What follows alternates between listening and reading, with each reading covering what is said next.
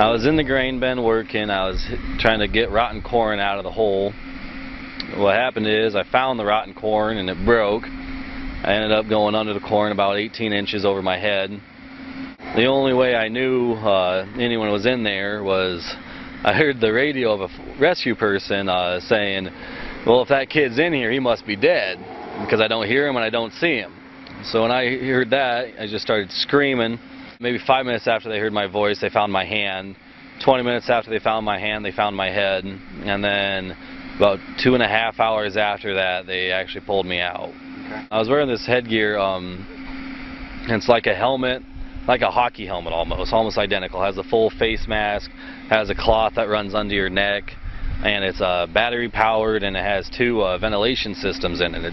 It doesn't make oxygen, but what it does is it takes oxygen and passes it through the ventilation system, and apparently that was good enough to give me air for 2 hours so I could survive. It took me a while to figure out what actually happened. It all happened so fast. I mean, my whole life I've been hearing stories about, you know, if you go under the corn in the grain bin, you don't come back. So I okayed it with myself to die, and when I was okaying with myself to die, I was just thinking about everything I'd miss about being dead, and that actually gave me the list that kept me alive. I decided after that that I was going to fight for it, and I did.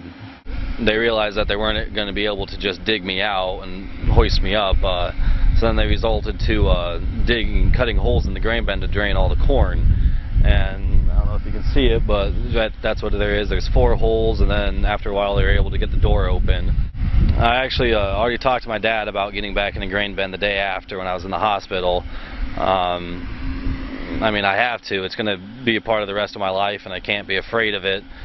Granted, we're going to take a little bit more extra safety precautions when we're doing it, and the only thing I can offer other people is probably to buy that mask. I mean, that's the sole reason I'm alive right now, is that helmet.